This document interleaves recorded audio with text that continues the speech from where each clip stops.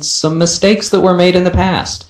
And we'd love to hear your comments and questions if you want to send them to us at 303-872-0503. And you can also send them in on Twitter to @RCRN. That's the @RCRN.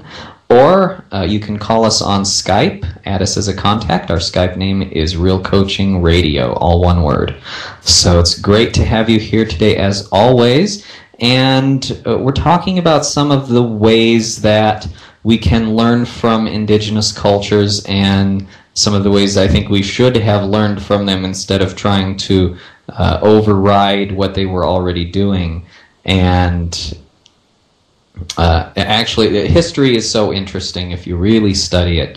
And most history textbooks in schools today are so anemic and pitiful that, I mean, it's hardly even worth taking the class. Some of them seem to be getting better in very, very recent years. Just the last couple of years, I've seen some improvements from some high school students I know are saying, wow, I've studied this and it was much better than when I was in school. So I think we might be heading more in the right direction now, but we've still got a long way to go. And history is so fascinating if you study what really happened. I don't mean they're just making up fiction. I mean they're just not telling you the whole story. It's names and dates and places and on you go. Or at least it was when I was in high school.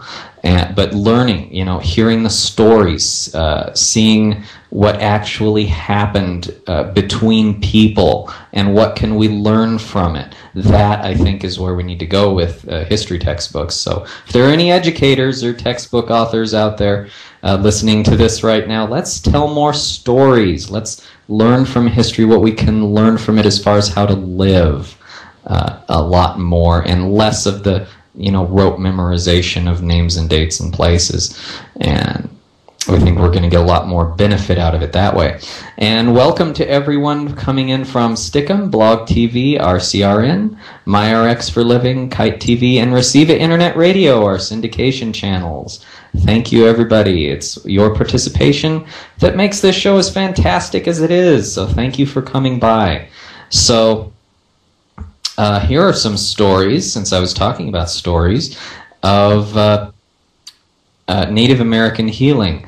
And I don't know, I would think most people know about this, but a lot of schools are not teaching this anymore in America. So if you don't know it, don't feel dumb or anything. You just weren't presented with it. But you know the story of the Pilgrims coming over seeking religious freedom from persecution in England, and of course many more people have come here for many different reasons, but we consider this one of the starts of our country, even though there were already colonies here when they came.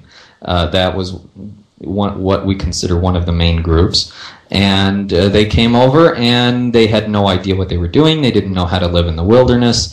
Half of them died the first winter, and then of course they met Squanto, a Native American who just happened, I think by divine providence, to be there exactly when they needed him, and he spoke English because of some experiences he had prior with some other Europeans.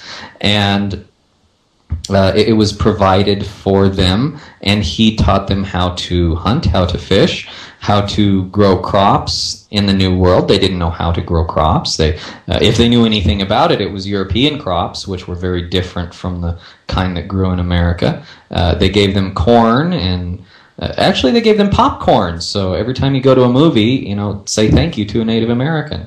And they saved the lives of all the remaining pilgrims that had come in 1620. And so really we owe our ability to live here to the Native Americans. Many of us owe our actual lives to them.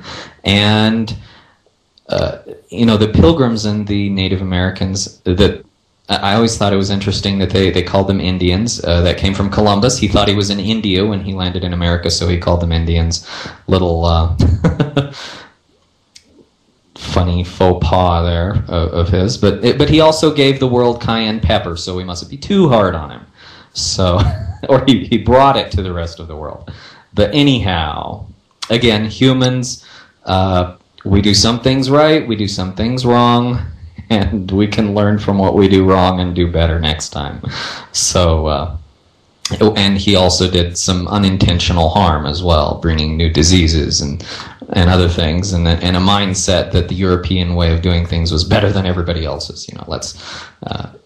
I think a lot of us have gotten past that mindset that one way is absolutely